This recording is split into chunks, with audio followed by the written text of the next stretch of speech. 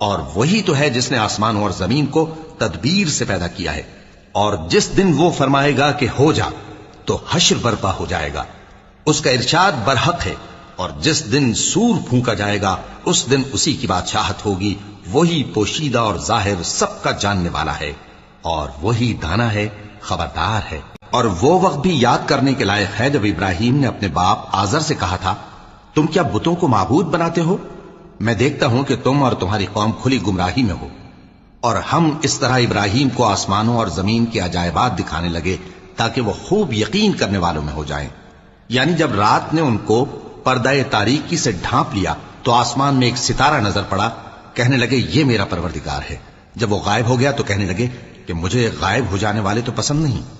پھر جب چاند کو دیکھا کہ چمک رہا ہے تو کہنے لگے یہ میرا پروردگار ہے۔ لیکن جب وہ بھی چھپ گیا تو بول اٹھے کہ اگر میرا پروردگار مجھے سیدھا رستہ نہیں دکھائے گا تو میں ان لوگوں میں ہو جاؤں گا جو بھٹک رہے ہیں۔ پھر جب سورج کو دیکھا کہ جگمگا رہا ہے تو کہنے لگے میرا پروردگار یہ ہے، یہ سب سے بڑا ہے۔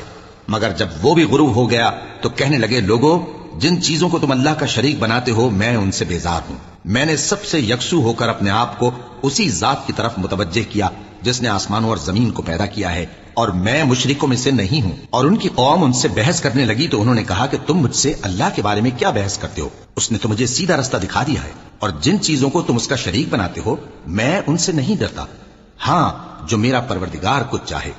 میرا پروردگار اپنے علم سے ہر چیز کا احاطہ کیے ہوئے ہے۔ کیا تم خیال نہیں کرتے؟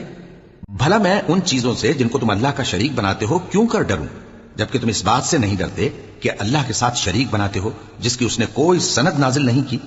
اب دونوں فریق میں سے کون سا فریق امن و بے خوفی کا زیادہ حقدار ہے؟ اگر سمجھ رکھتے ہو تو بتاؤ۔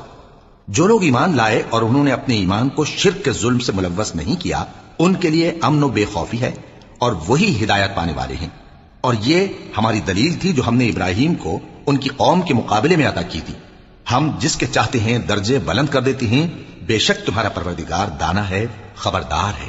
اور ہم نے ان کو اسحاق اور یعقوب بخشے اور سب کو ہدایت دی، اور پہلے نوح کو بھی ہدایت دی تھی، اور ان کی اولاد میں سے داؤد اور سلیمان اور ایوب اور یوسف اور موسیٰ اور ہارون کو بھی۔ اور ہم نیک لوگوں کو ایسا ہی بدلہ دیا کرتے ہیں۔ اور زکریا اور یحییٰ اور عیسیٰ اور الیاس کو بھی، یہ سب نیکوکار تھے۔ اور اسماعیل اور الیسع اور یونس اور لوط کو بھی، اور ان سب کو دنیا جہاں کے لوگوں پر فضیلت بخشی تھی، اور بعض کو ان کے باپ دادوں اور اولاد اور بھائیوں میں سے بھی، اور ان کو برگزیدہ بھی کیا تھا اور سیدھا رستہ بھی دکھایا تھا۔ یہ اللہ کی ہدایت ہے، اس پر اپنے بندوں میں سے جسے چاہے چلائے۔ اور اگر وہ لوگ شرک کرتے تو جو اعمال وہ کرتے تھے سب ضائع ہو جاتے تھے۔